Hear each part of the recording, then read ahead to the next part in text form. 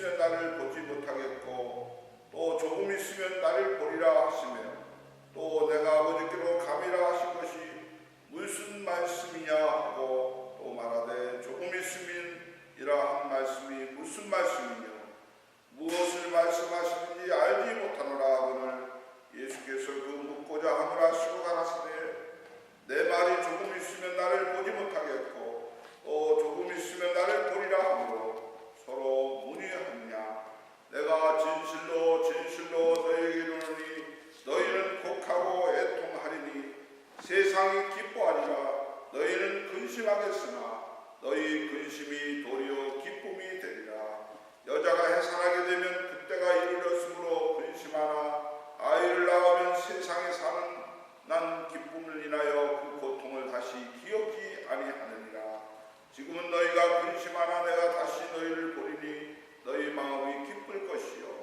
너희 기쁨을 빼앗을 자가 없느니라 그날에는 너희가 아무것도 내게 묻지 아니하리라 내가 진실로 진실로 너에게 이르노니 너희가 무엇이든지 아버지께 구하는 것을 내 이름으로 주시리라 지금까지는 너희가 내 이름으로 아무것도 구하지 아니하였으나 구하라 그리하면 받으리니 너희 기쁨이 충만하리라. 아멘. 오늘 우리가 서두에 말씀드리고 싶은 말씀은 우리가 즐겨 부르는 찬송가 359장에 이런 가사가 있습니다. 예수가 함께 계시니 시험이 오나 겁없네 기쁨의 근원 되시는 예수를 위해 삽시다. 그런 말씀이 있습니다. 또 2절은 이 세상 사는 동안에 주 이름 전파하면서 무한한 복락 주시는 예수를 위해 삽시다. 근데 후렴에는 날마다 주를 섬기며 언제나 주를 기리고 그 사랑 안에 살면서 딴 길로 가지 맙시다 하는 내용이 나옵니다. 이 찬송가 가사를 쓰신 분은 C.F. 와이글이라는 분인데 이분은 예수 그리스도가 우리의 기쁨의 근원이 되셨다고 말하고 있습니다. 그리고 예수 그리스도가 축복과 행복의 이유라고 말하고 있습니다. 나와 여러분은 이제 어떤 일들 속에서 정말 예수님께서 여러분의 삶의 모든 것이 되시고 기쁨이 되는 근원이 되시는 분인지 우리가 생각할 여지가 있습니다. 그래 축복의 근원 참 오늘 이 세상 사람들은 축복이 무엇인지 알지만은 세상의 물질 때문에 세상의 것 때문에 축복을 빼앗기는 일들 속에 얼마나 많이 빠지는지 모르고 있습니다. 그래서 이사야 9장 6절에 나오는 말씀에서는 그것을 가져오는 사람, 그것을 성취하는 사람 이런 뜻을 가지고 있습니다.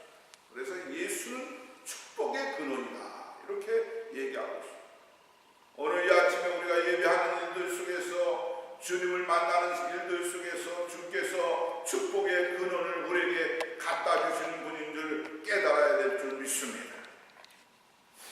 사람들은 누구나 행복을 원합니다. 사람들은 누구나 평안을 원합니다. 사람들은 늘 샬롬, 평안을 유지하고 원합니다. 그러나 우리가 어떻게 그것을 소유할 수 있는지 그 길을 잘 모르고 있다는 겁니다. 그 길을 모르고 엉뚱한 데 가서 그것을 찾고 있다는 사실을 우리가 직시할 수 있습니다. 에레미야라는 유다의 예언자를 하나님께서 주시는 이제 영감을 받아서 자기가 살던 시대에 어떻게 평가했냐면 에레미야 2장 13절을 보면 내 백성이 하나님께 두 가지 죄를 졌다. 그들은 생명수 샘인 나에게서 멀리 떠나고 또 나가서 스스로 위하여 옥물을 팠다. 이렇게 나오고 있습니다. 그것은 이제 물을 담지 못하는 터진 옥물이라는 뜻을 갖고 있습니다. 이 사람들이 그 길을 모른다는 심지어 예루살렘 종교 지도자들도 그 길을 몰랐던 걸 볼 수 있습니다. 오늘날 현대교회의 많은 지도자들, 영적 목회자들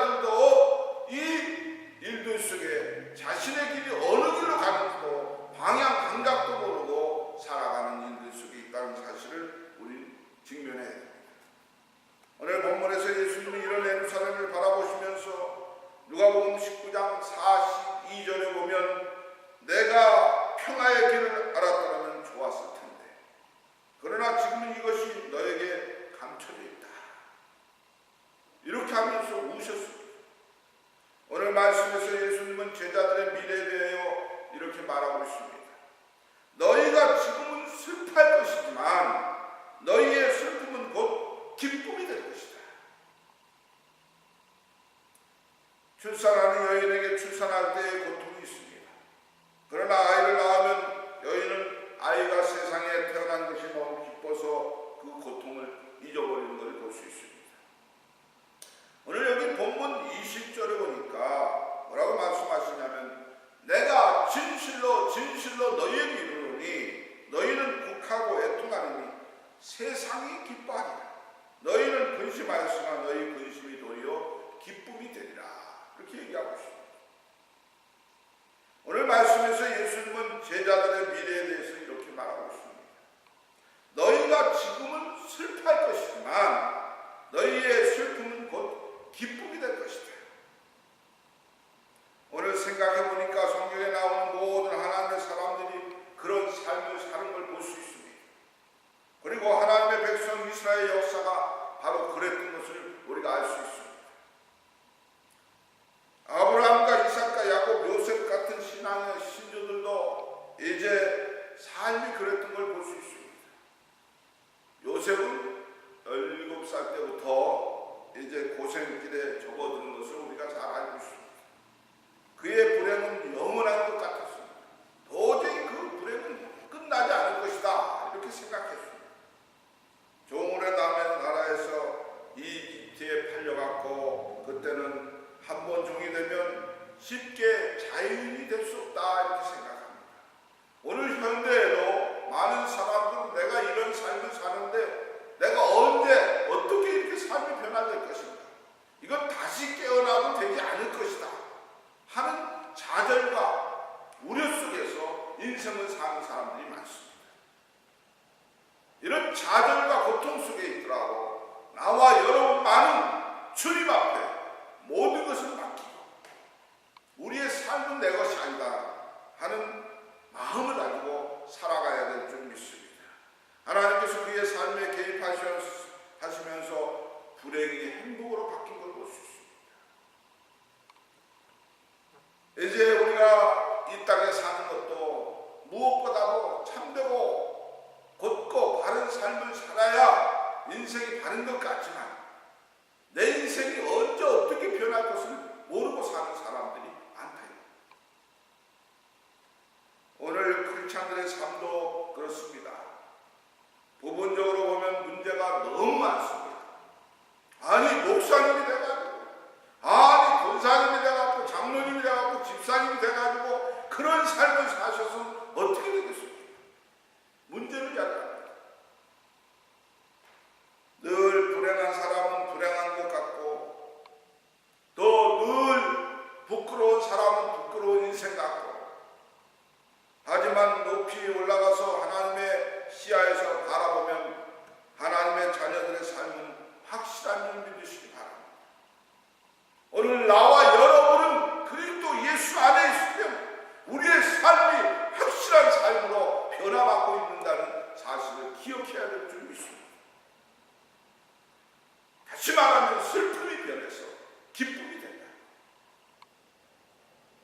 또 이 사실이 사람들이 자꾸 잊어버리니까 바울은 뭐랍니까? 아예 그의 편지에 적어놓습니다. 뭐라고 적어놓냐면 그 편지가 성경이 됐습니다. 오늘 나와 여러분이 가지고 있는 성경이 됐다는 사실입니다. 우리가 알거니와 하나님을 사랑하는 자 곧 그의 뜻대로 부르심을 입은 자들에게는 모든 것이 합력하여 선을 이룬다. 로마서 8장 28절 말씀입니다. 오늘 말씀에서 우리가 주목해서 봐야 할 말씀은 뭐냐면 예수님께서 그의 제자들에게 놀라운 약속을 하셨다. 오늘 본문 23절 24절을 보니까 이렇게 말씀하고 있습니다. 그날에 너희가 아무것도 내게 묻지 아니하리라. 내가 진실로 너희에게 이르노니 너희가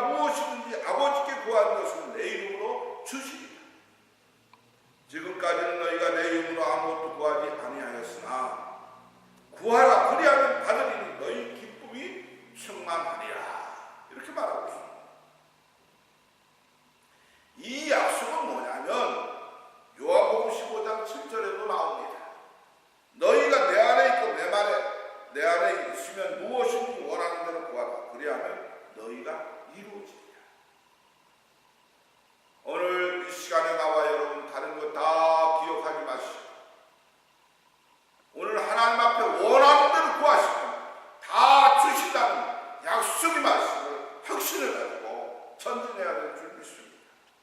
그래서 무엇이든지 원하는 대로 구하면 다 받는다는 겁니다. 그럼 뭐냐? 문제는 구하지 않았다는 사실입니다. 정말 이 말씀대로 된다면 얼마나 좋겠습니까? 여러분들이 원하는 것들이 얼마나 많습니까?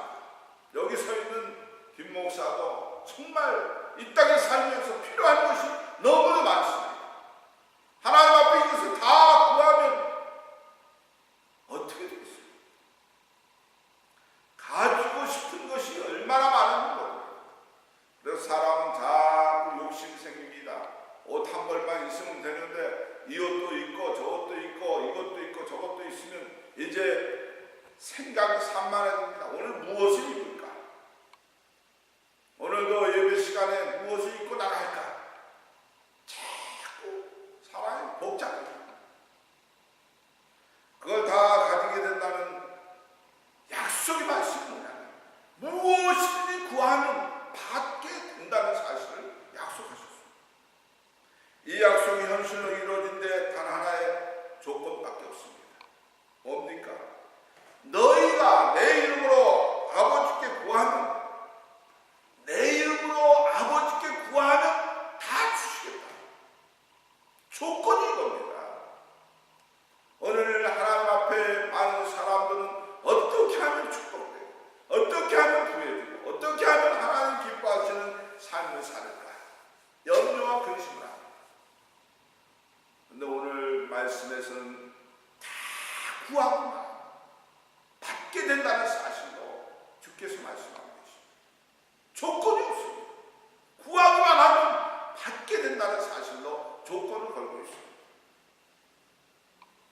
결론으로 말씀드립니다. 많은 사람들이 이 말씀을 읽으면서 정말 이 말씀이 의미하는 것이 무엇인지 잘 모르고 있습니다. 이 말씀 속에 구하는 대로 받는다면 엄청난 축복의 비밀이 있습니다. 여기에 감춰진 보화가 있다는 사실. 여러분들이 무슨 문서를 쓸 때, 집을 계약할 때 이제 계약서에 마지막에 결론에 본인의 사인이 들어가요. 그러면 반드시 그대로 이제 동의한다는 약속의 사인입니다. 그럼 언제 어느 시에 무슨 일이 일어나도 그 약속된 사인에 의해서 이제 시행이 돼야 됩니다. 한 번 사인하면 빼도 박도 못합니다. 그대로 진행해요. 10년이 가든 20년이 가든 30년이 가든 자기가 직접 사인하는 것이니까 예수님의 이름으로 무엇을 구한다는 것도 제가 말씀드린 것은 이 말씀입니다. 예수님에게 구한 것도 그런 것과 똑같다 이겁니다. 사인한 것과 똑같다 이겁니다. 오늘 하나님 앞에 주님의 이름으로 구한 모든 제목들 속에 예수님의 이름으로 기도합니다. 이것은 뭡니까? 사인한 것하고 똑같다는 사실을 기억해야 됩니다. 예수님의 이름으로 구한다는 성경 말씀의 뜻입니다. 일단 하나님께서 사인을 하셨으면 그 리스트가 있는 모든 것을 주시겠다는 언약입니다. 오늘 이 땅에서 사시면서 괴롭고 힘들고 고통스럽고 좌절스럽고 불평스럽고 많은 일들 속에 괴롭고 주의 이름으로 구하시면 모든 것을 주시겠다는 약속의 말씀을 붙잡고 오늘 예수님의 이름으로 구하시면 사인한 것과 똑같이 다 받을 수 있다는 사실을 오늘 본문에서 말하고 있습니다. 여기 예수님의 이름으로 구하는 비결이 뭐냐면 성경을 많이 알아야 됩니까?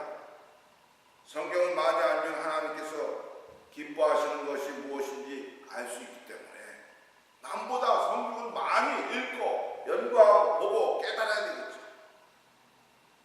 성경을 많이 아는 것이 중요하긴 하지만 결정적인 것은 아니라 예수님의 이름으로 주님의 이름으로 구하는 데 있어서 가장 결정적인 것은 성령께서 내 삶에 내주하시도록 주님께서 내 안에 거하시도록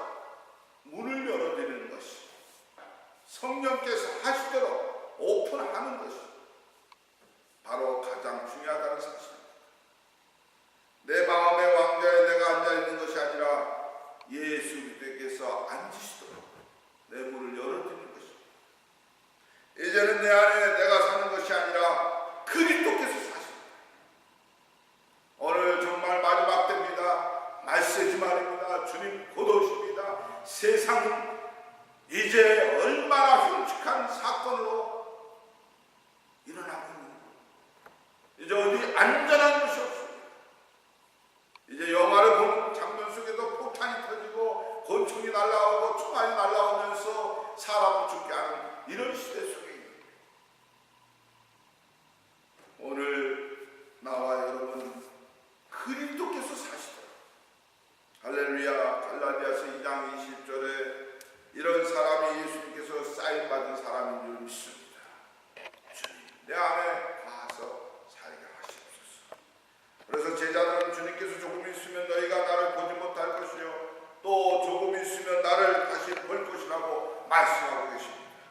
이는 내가 아버지께로 가기 때문에 이렇게 말씀하셨을 때 그 말씀을 다 알아듣지 못했습니다.